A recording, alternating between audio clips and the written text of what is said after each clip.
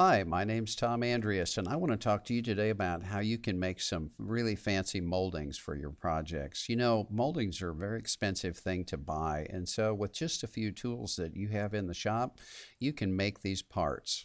And I just want to go over just a few simple ways to help you do that today.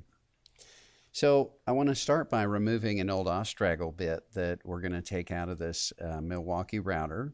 And that is a fantastic bit, and we're gonna go ahead and replace that with a CMT bit. And I think CMT is probably the best set of bits out there on the market today. This particular bit we're only going to use the round section today on this fluted molding, and it's that little round section at the top.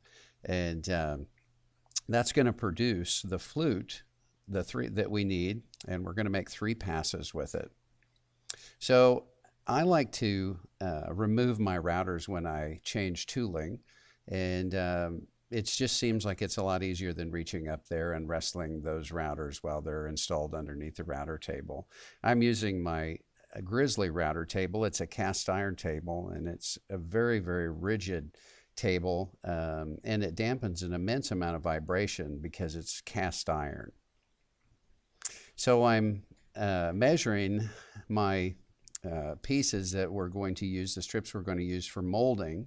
And I want to take those pieces and find the center of them so that we can find out where that first flute should go. And that has to be a very precise mark. And so I like to measure it on both sides. Below this blank, you can see that I've got all of the rest of my blanks ready to go. We're going to do quite a little production run for this fluted molding. And so what I need to do is find the center of this, and then we can line it up on the router.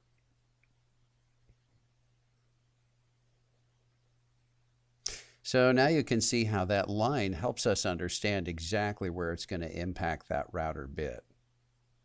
And I'm going to pull down with this first clamp, and that applies down pressure to the fluting bit, and it keeps everything stable.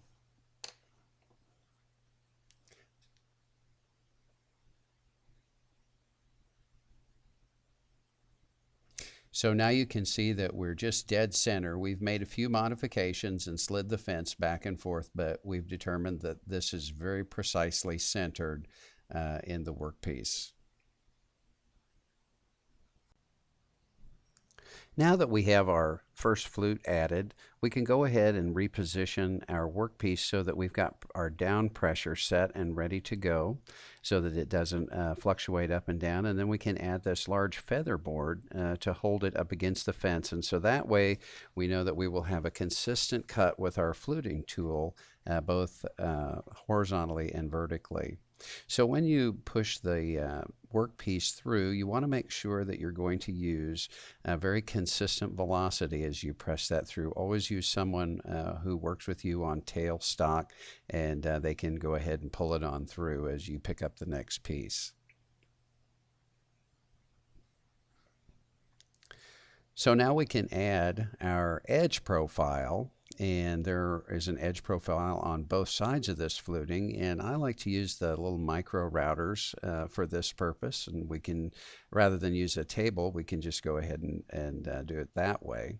So then it's important to make sure that we have the same distance on both sides, again always checking that to make sure. And then we're going to divide that in half and make just a very little mark so that we can find the location of our next 2 flutes. Once we have one set, then all we have to do is flip the board over and flute on the opposite side. So you can see how that second flute is working, and we'll go ahead and check that with our dial caliper again to make sure that both of those distances are the same. So now we'll go ahead and begin our production run, and we've got all of our wood ready to go. And my tailstock person will draw that piece of wood out as we go ahead and maintain a consistent velocity passing through and over the fluting bit.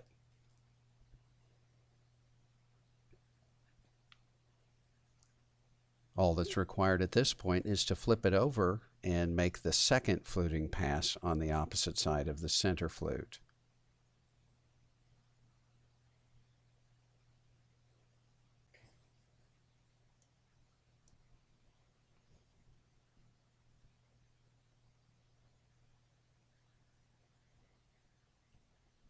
So there you have it, some really beautiful molding, and it only cost the amount of the wood and a little bit of time in the shop.